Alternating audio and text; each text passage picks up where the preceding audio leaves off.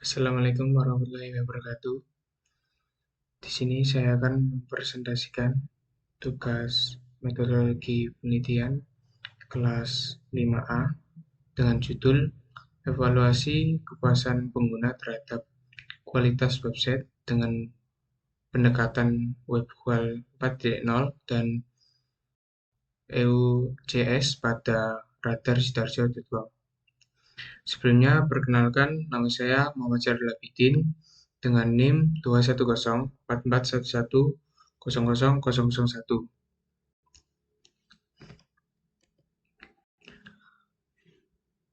Di sini saya akan mempresentasikan beberapa materi, yaitu latar belakang, rumusan masalah, tujuan, manfaat, batasan masalah, penelitian sebelumnya, prosedur penelitian, hasil analisis demografis, hasil analisis terdiri dari dua, outer model dan juga inner model, dan yang terakhir interpretasi dan pembahasan hasil analisis.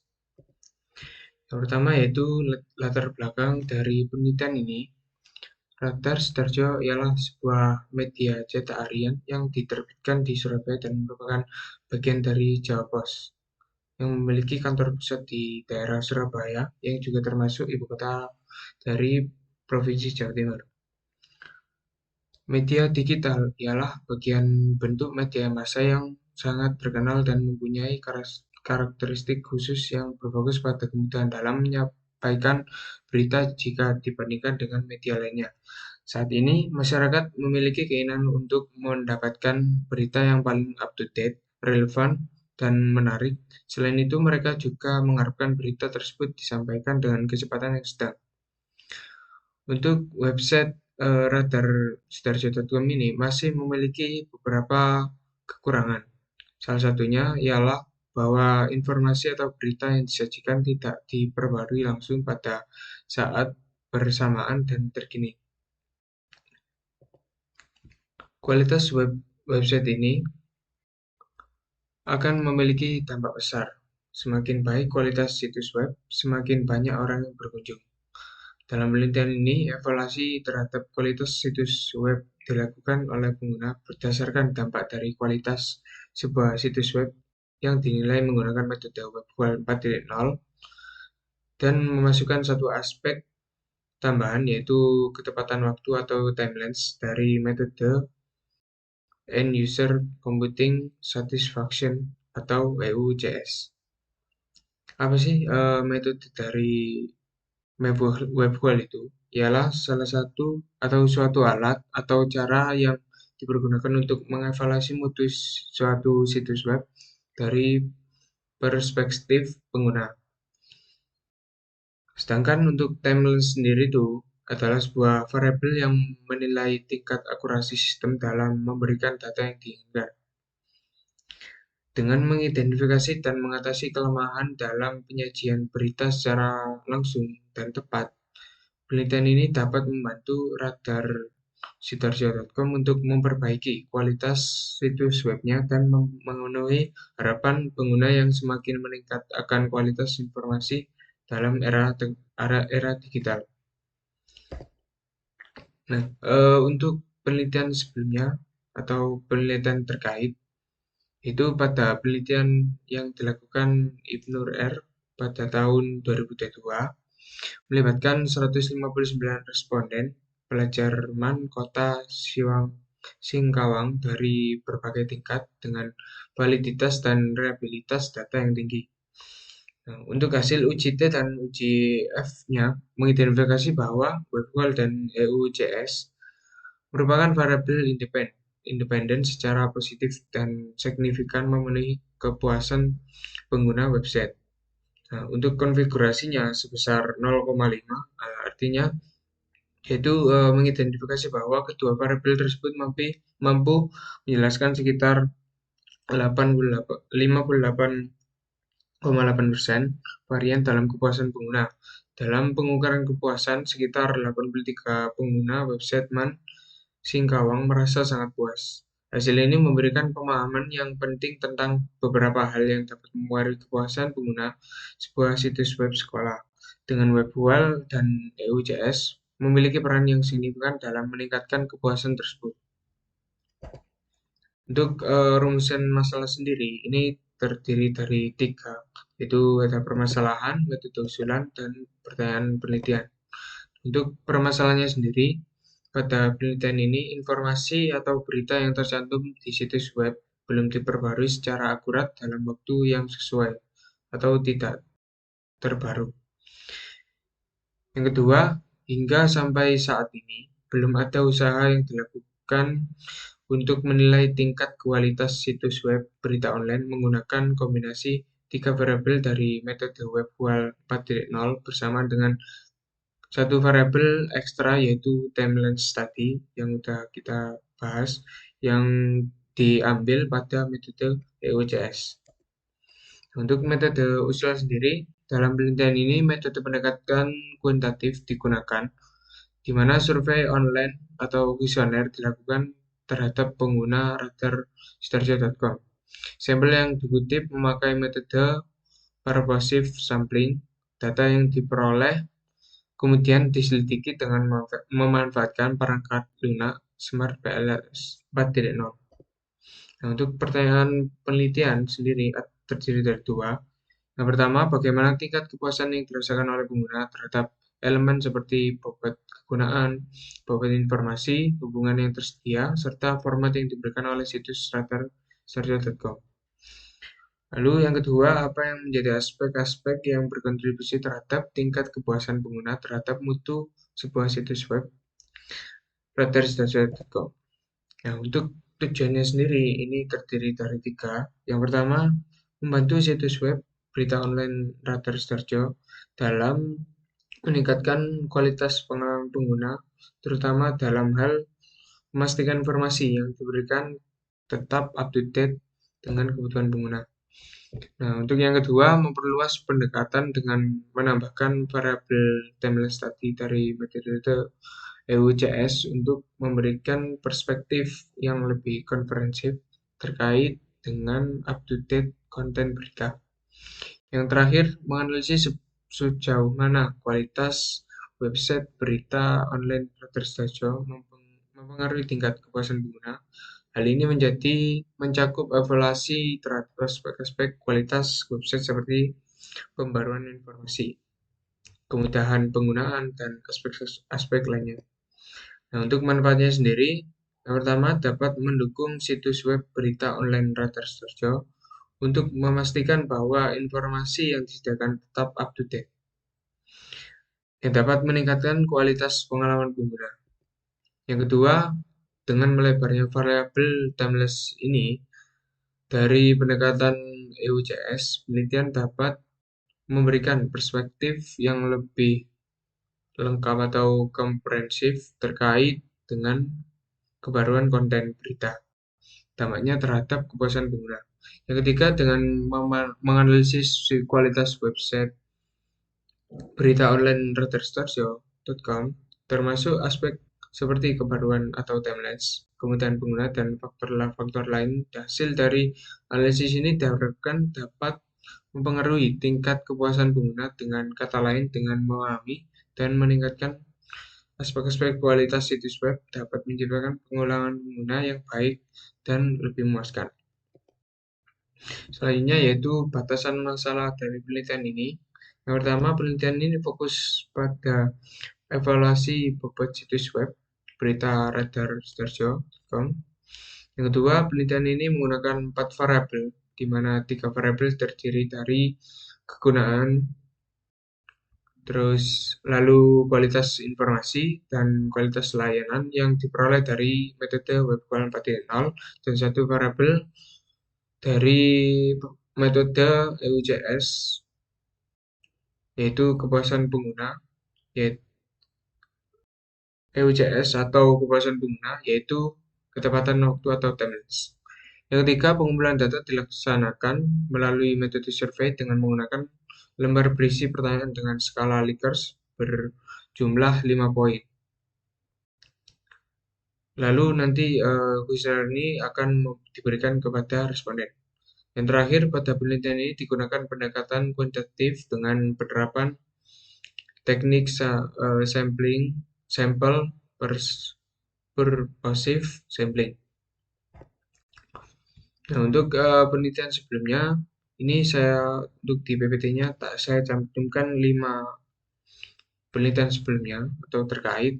Yang pertama dengan judul analisis pengaruh kualitas layanan website terhadap pengguna akhir menggunakan web QL 4.0. Dengan hasilnya menunjukkan bahwa para pengguna merasa puas dengan situs web ini, tingkat kepuasan pengguna mencapai 87%. Nah, untuk yang kedua, dengan judul analisis kepuasan pengguna aplikasi arsip dengan metode EUCS. Dengan hasil pengolahan data melalui SPSS menunjukkan bahwa 5 variabel EUCS ini semuanya berdampak positif terhadap kepuasan pengguna. Yang ketiga, dengan judul analisis kepuasan pengguna aplikasi dengan metode EUCS dengan hasil uji dan juga analisisnya menunjukkan bahwa aplikasi ini memberikan dampak positif yang sangat besar terhadap kepuasan penggunanya. Nah, untuk yang keempat, dengan judul implementasi web wall dan EUCS untuk menganalisis kualitas website dan juga kepuasan pengguna website dengan hasil konferensi Delbran yang mencapai nilai tertentu yaitu 58,8%. Yang terakhir yaitu dengan judul pengukuran kualitas website skill academy dengan metode WebQual 4.0 dengan mencapai hasil sekitar kurang lebih sebesar 58,1% terhadap tingkat kepuasan pengguna. Selanjutnya yaitu prosedur penelitiannya. Ini dapat dilihat untuk di prosedur penelitian terdiri dari beberapa tahap, yaitu tahap pertama identifikasi masalah, di mana untuk identifikasi masalah ini menjelaskan terkait faktor-faktor yang melatar belakangi penelitian, termasuk penggunaan metode kuantitatif untuk mengukur kepuasan pengguna. Dengan dasar latar belakang ini, penelitian akan mengidentifikasi dan mencari solusi untuk permasalahan yang menjadi fokus dalam penelitian ini. Selanjutnya, studi literaturnya dengan menggali berbagai sumber terkait analisis kualitas website memanfaatkan pendekatan atau metode WebQual 4.0 dan EUCS.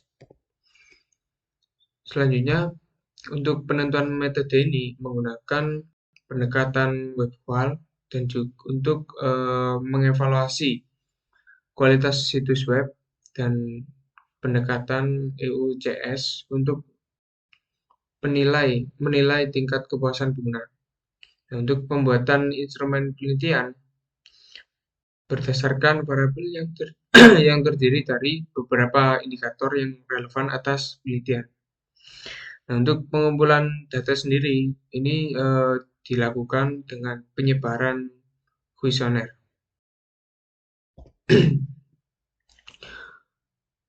Untuk analisis datanya, untuk analisis data ini pengelolaan data melalui memanfaatkan perangkat lunak Smart PLS 4.0.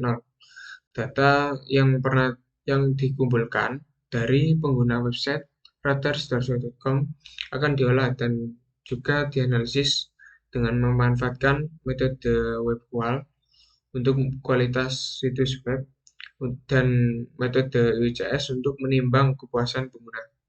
Untuk setelah dianalisis, nanti dari analisis data nanti di interpretasi dari hasil penelitiannya.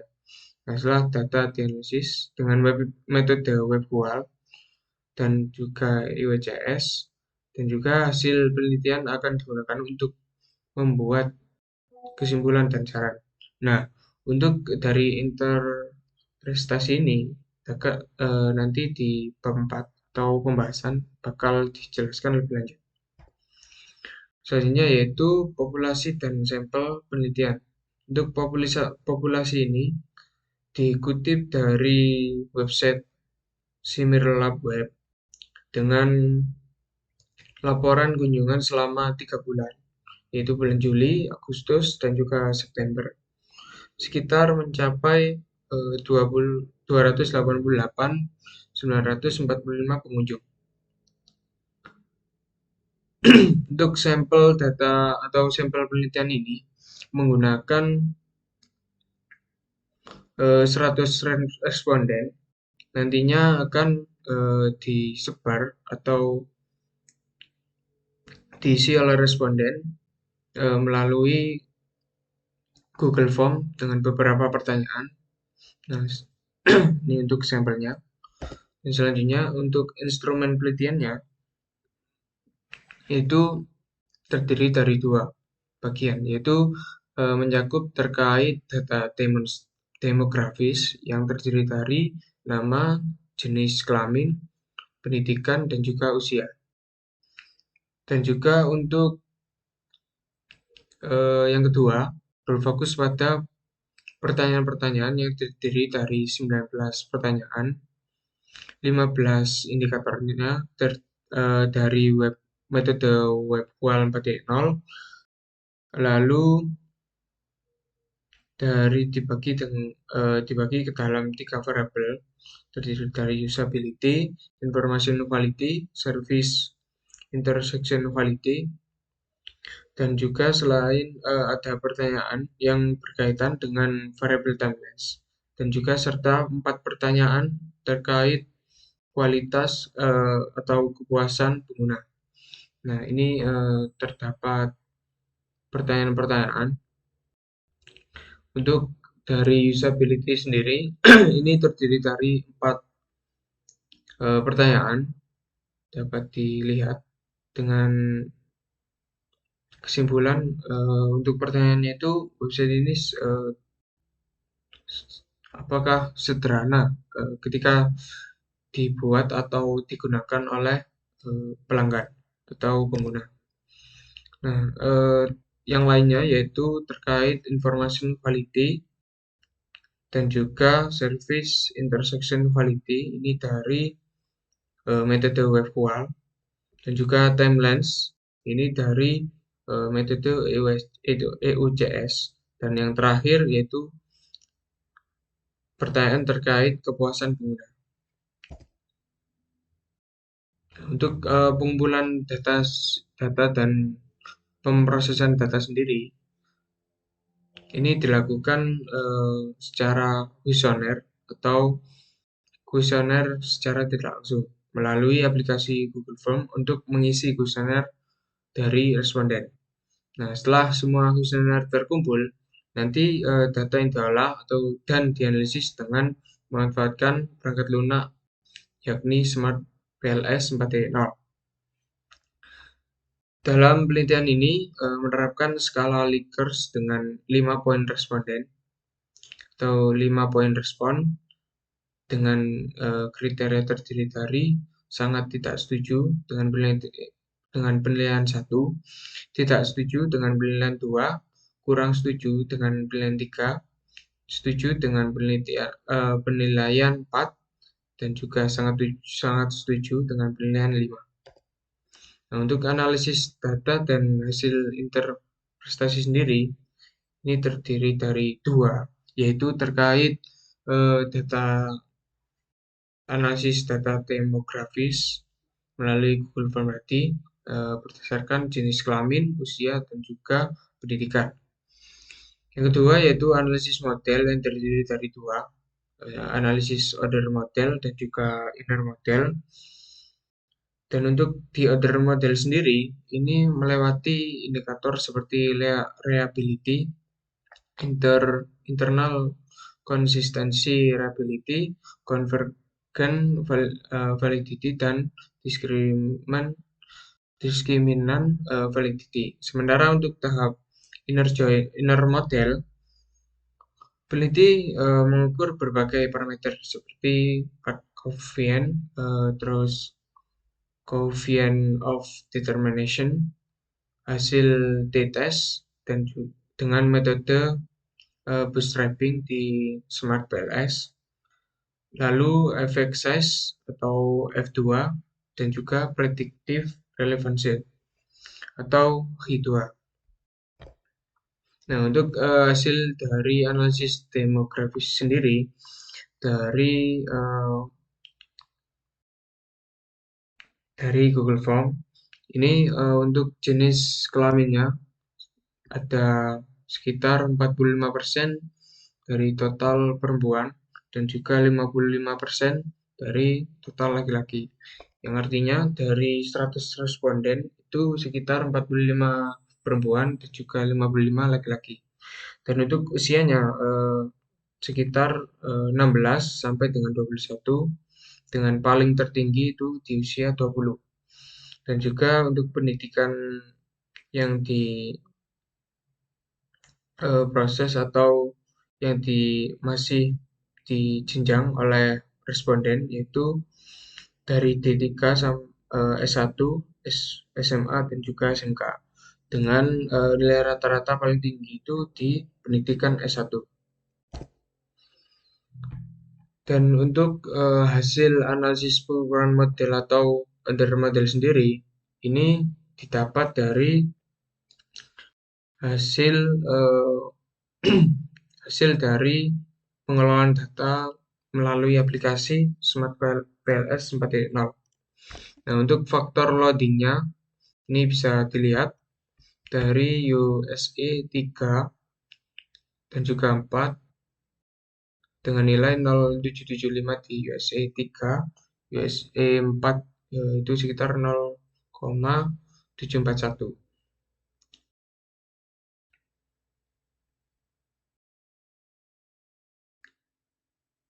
Nah, dari penelitian atau dari pertanyaan-pertanyaan tadi kan terdiri dari 19 pertanyaan. Nah, untuk dari hasil pembahasan sendiri, ini sudah dipangkas atau dihapus dikarenakan dari nilai usability 1 dan 2, IFG 1 dan 3, dan juga timeline 1 dan 3 ini dihapus dikarenakan dari nilai tersebut tidak memenuhi dari faktor loading, yaitu di bawah dari 0,7.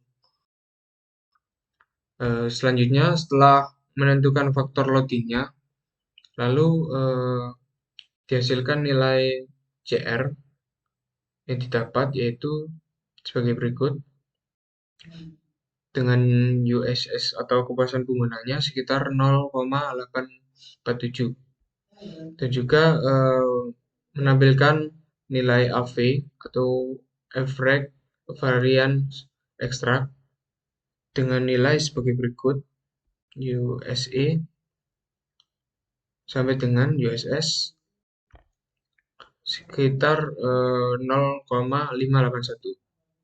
Nah, selanjutnya yaitu nilai cross loading yang didapat.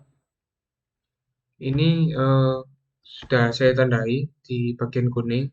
Ini mencapai dari nilai yang paling tertinggi di setiap barisnya. Dan juga cross loading dengan nilai sebagai berikut sudah mencapai dari standar dari penelitian. Nah, setelah semua dihasilkan dengan hasil analisis order model menggunakan Smart PLS 4.0, di sini bisa dilihat dari hasil tadi itu mencapai USS-nya lebih dari 0,5, yang artinya itu dari kepuasan pengguna sudah mencapai dari standarnya. Oke, sambil lalu juga saya tampilkan di Smart PLS-nya dari penghitungan. Nah, untuk faktor loadingnya ini diproses melalui calculate di standar, lalu start calculate. Nah, di bagian order loadingnya ini mencapai, nah Kalau di sini nilainya kurang dari 0,7, maka dia itu akan berwarna merah. Sedangkan lebih dari 0,7, dia akan berwarna hijau seperti ini. Maka untuk dari pengujian yang telah berwarna hijau ini, maka dia akan bisa lanjut ke step selanjutnya. Lalu untuk nilai CR-nya ini didapat dari readability, lalu di CR phrase. Nah ini, nah bahwa di hasil ini tidak ada nilai yang berwarna merah, yang artinya dia itu lolos dari kegagalan atau memenuhi dari standarnya. Nah, setelah semua lalu di nilai cross-loadingnya, nilai cross-loading dapat dari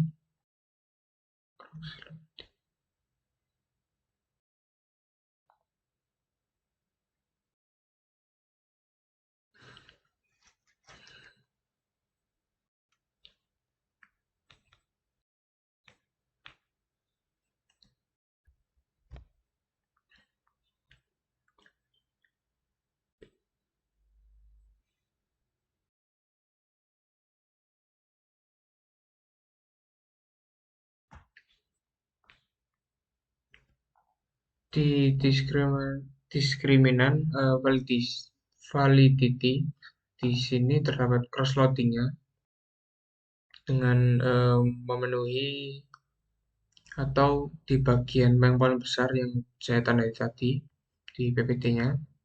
Lalu untuk nilai cross-loading Vernel Lakers itu seperti ini.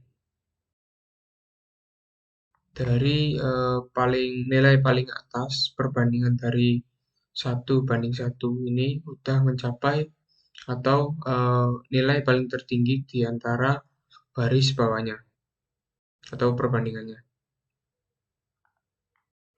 Nah, setelah semua nilai sudah mencapai dari standar standar, maka dari hasilnya kan seperti ini.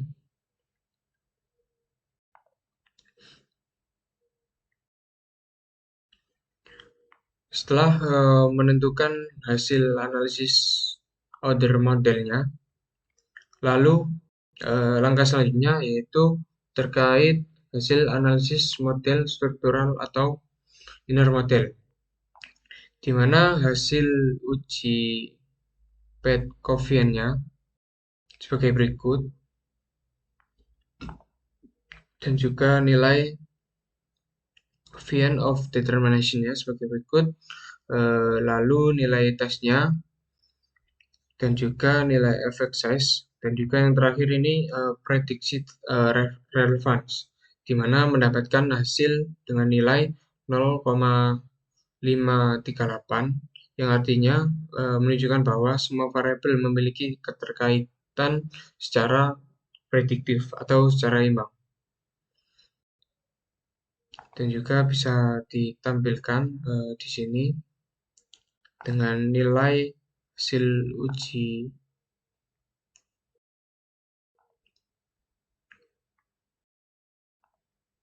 di bagian sini.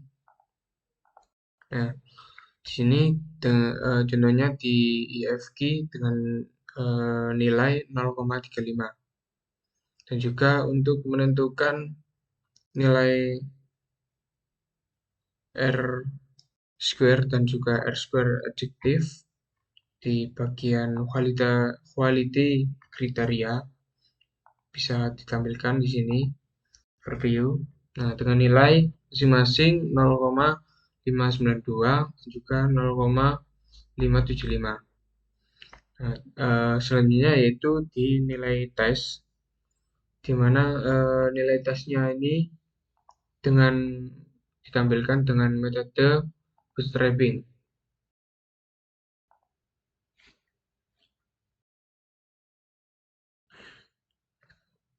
di bagian total effect.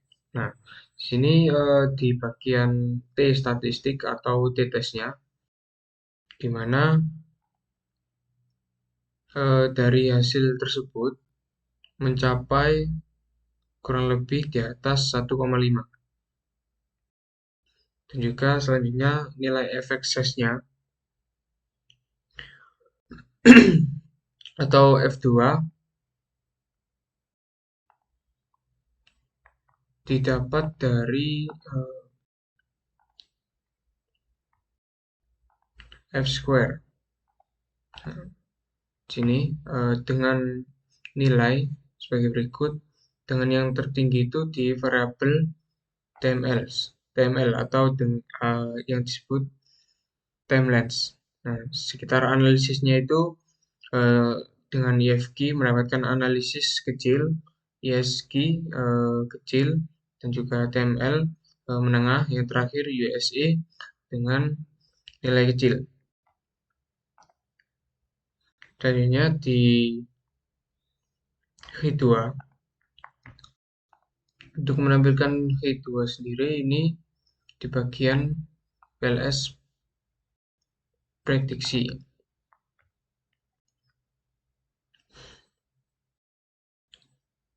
Dengan bagian LV di sini terdapat H2 prediksi dengan hasil 0,538.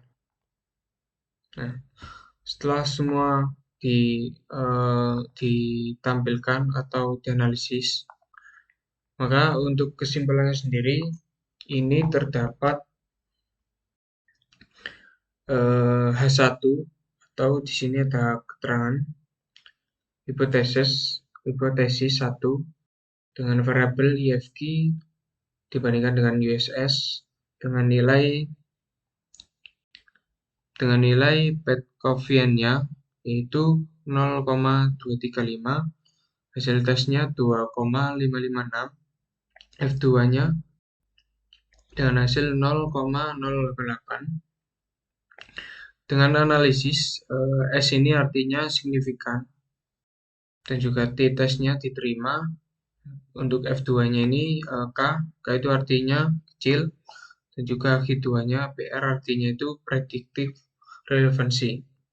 Nah, untuk hipotesis yang kedua dengan kode atau jalur 0,156 di bagian Petkovian-nya dengan hasil tesnya 1,668 dengan F2-nya 0,035 dengan analisis hasil Petkovian-nya S artinya signifikan diterima dan juga F2-nya kecil, H2-nya sama yaitu predictive relevancy.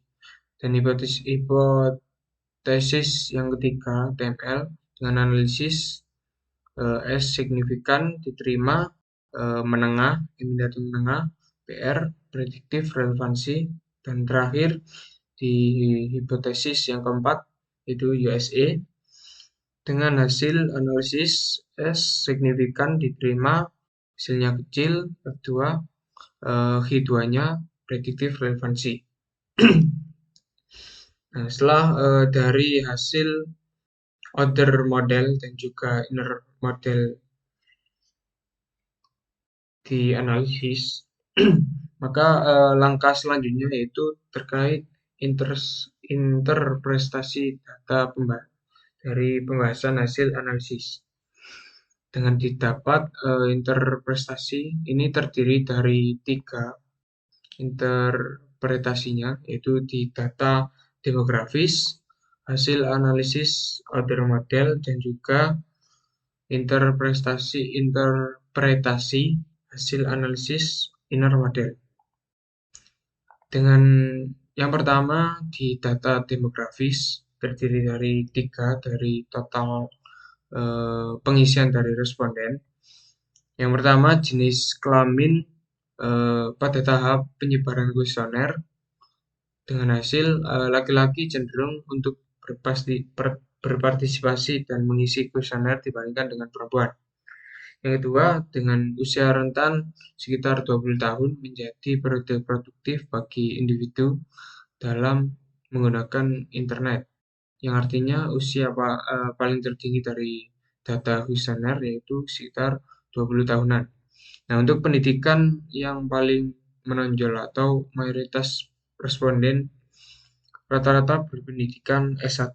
Sebagai mahasiswa, mereka mungkin memiliki pemahaman dan pengalaman yang memadai terkait penggunaan situs berita online tersebut. Nah, untuk hasil interpretasi data analisis model pengukuran atau Dor model dengan hasil dari keempat tahap tersebut memenuhi kriteria ditetapkan, di mana menunjukkan karakteristik statistik yang memadai. Dan dengan demikian dianggap layak untuk melanjutkan ke tahap selanjutnya, yaitu di tahap inner modelnya. Nah, yang kedua, dengan hasil 4 indikator dari WebQual 4.0 dan 2 indikator dari EUCS telah dihapus, yakni tadi yang telah dihapus USI 1, USI 2, IFG 1, IFG 3, TML 1, dan juga TML 3 yang disebutkan pada tabel 3.2 tadi atau pertanyaan kuesioner. Penghapusan ini dilakukan karena pertanyaan tersebut dianggap kurang jelas dan juga sulit dipahami oleh responden tersebut. Yang terakhir, di interpretasi hasil analisis inner model atau struktural model, di mana terdapat hasil 4 pertanyaan. Yang pertama, pertanyaan apakah usability berpengaruh secara signifikan terhadap user satisfaction atau USS. Nah, untuk hasilnya, variable usability berdampak secara positif terhadap user satisfaction atau USS berdasarkan analisis statistik menggunakan uji variabel tingkat usability memiliki pengaruh yang signifikan. Nah, kenapa? Dikarenakan dari hasil yang didapat tadi di bagian inner model itu mencapai di atas rata-rata. Yang kedua, pertanyaan kedua, apakah IFG berpengaruh secara signifikan terhadap USS? Nah, untuk hasilnya diidentifikasi sebagai faktor yang sangat mempengaruhi tingkat kepuasan pengguna. Kualitas sebuah website diukur berdasarkan konten yang disajikan, termasuk kecocokan informasi dengan kebutuhan serta relevansi informasi yang diberikan. Sama seperti tadi, dari hasil yang didapatkan itu sangat di atas rata-rata di bagian hipotesis IFG ini, di mana hasil tesnya diterima secara signifikan dan juga prediktif relevansi. Yang ketiga, apakah SIG berpengaruh secara signifikan terhadap USS? Nah, hasilnya secara signifikan mempengaruhi tingkat kepuasan pengguna, menunjukkan bahwa SIG memiliki dampak positif secara sebagian. Nah, di bagian hasil tadi, hasil analisis, di bagian SIG itu yaitu hasil analisisnya signifikan diterima juga prediktif relevansi. F2-nya hasilnya kecil. Dan yang terakhir di bagian timelines, apakah timelines berpengaruh secara signifikan terhadap USS? Hasilnya variabel timelines dinilai memiliki pengaruh positif dan signifikan dalam memberikan kontribusi terhadap kepuasan pengguna. Di mana kenapa alasannya memiliki pengaruh positif dan signifikan? Karena dari hasil dari variable timelines ini paling tinggi di antara semua variabel, di mana mendapatkan hasil path convenience-nya signifikan dan hasil tesnya diterima. Jika menengah, yang terakhir hitungannya prediktif relevansi. Itulah dari interpretasi pembahasan analisis dengan inner join melalui aplikasi atau perangkat lunak Smart PLS 4.0 untuk menganalisis data dari hasil jawaban dari responden. Dengan 100 responden, nah ini dari 100 responden,